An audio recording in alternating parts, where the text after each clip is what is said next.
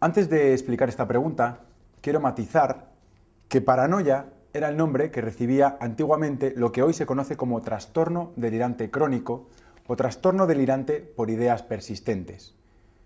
La paranoia, si bien antes se llamaba así a todo el trastorno, en estos momentos se considera uno de los subtipos del trastorno delirante. Está el trastorno delirante crónico de contenido persecutorio, que sería la paranoia. Está el trastorno delirante crónico de contenido erotomaníaco o síndrome de Cleren-B. Está el trastorno delirante hipocondriaco. Está el trastorno delirante somático o síndrome de Ekbom. Y está el trastorno delirante celotípico o delirio de Otelo. Así pues, sería incorrecto llamar a todo ello paranoia, porque la paranoia solamente es un subtipo del trastorno delirante crónico. En esta pregunta, la opción correcta, es decir, la afirmación incorrecta, es la 3.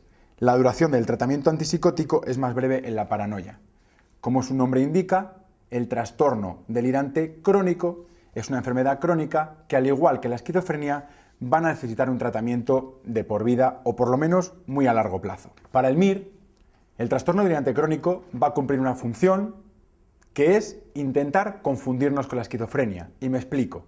Como son trastornos parecidos, en el MIR van a poner probablemente un caso clínico de trastorno delirante crónico o al revés y van a intentar que confundamos el uno con el otro.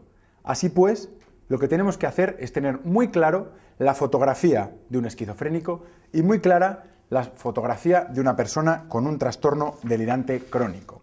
Para ello, cuando estudiéis la tabla siguiente, en lugar de estudiarla comparativamente, prevalencia en uno y en otro, personalidad previa en uno y en otro, forma de inicio en uno y en otro, es mejor que estudiemos cada uno de los trastornos en sí mismo. Es decir, saber que la paranoia tiene una prevalencia del 0,3%, que la personalidad previa era paranoide, que suele ser un proceso que dura varios años hasta que se establece.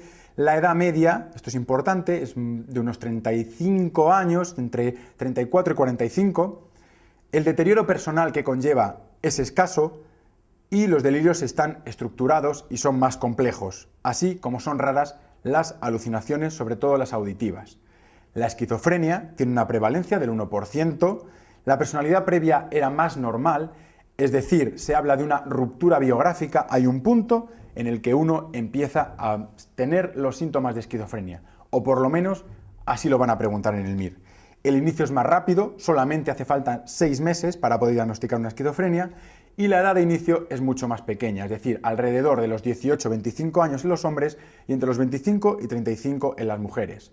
Los delirios están muy mal organizados, son mucho más graves y mucho más pobres, y el deterioro que tiene el paciente también, por la existencia de síntomas negativos que no están presentes en la paranoia. Ahora bien, la característica diferencial fundamental y que no podemos olvidarnos para el MIR entre los dos trastornos es la estructura del delirio. Mientras que el trastorno delirante crónico tiene un delirio organizado, por ejemplo, pueden contarnos que desde hace unos años han notado que hay unos vecinos que son muy raros, que le están controlando, que se están fijando en cuándo entra y cuándo sale de casa, que incluso le ha parecido ver que le miran cuando pasaba por la parada del autobús, que alguien ha comentado que esos vecinos son raros y que una vez le ha visto pasar con algo en el bolsillo que podía ser una pistola y que como él tiene un piso muy bueno y es viudo, pues que lo que quieren es quedarse con su piso. Es decir, es una historia hilada, una historia estructurada y sistematizada que incluso en muchas ocasiones hace falta la familia o un informador externo que nos diga que no es verdad, porque a veces incluso podía pasar por real. El delirio del esquizofrénico no tiene nada que ver, es un delirio muy desorganizado en el que nos dicen cosas que no tienen sentido, como, bueno, pues por ejemplo, que les están vigilando los marcianos, que les han implantado un chip y que a través de la telepatía, pues ellos han conseguido que se cayeran las Torres Gemelas, por ejemplo.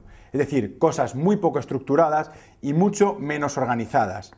La presencia de alucinaciones también es una característica diferencial porque en el MIR característicamente el trastorno delirante crónico no presenta alucinaciones y si lo hace, en general, suelen ser olfativas o táctiles, mientras que en la esquizofrenia son frecuentes las alucinaciones, principalmente las auditivas y también las visuales. Si bien tenemos las alucinaciones y los delirios para diferenciar el trastorno delirante crónico de la esquizofrenia, lo más importante de estos dos factores son los delirios, porque sí podrían plantear un caso de trastorno delirante con alucinaciones auditivas. Así pues, lo más importante con lo que nos tenemos que quedar es con la estructura del delirio. En el trastorno delirante crónico, el delirio está bien estructurado y la esquizofrenia no. Y además, fuera del delirio, las personas que tienen un trastorno delirante crónico pueden tener un funcionamiento medianamente normal, mientras que los esquizofrénicos, debido a la presencia de síntomas negativos, va a ser muy difícil que su situación sociofamiliar y laboral esté estructurada.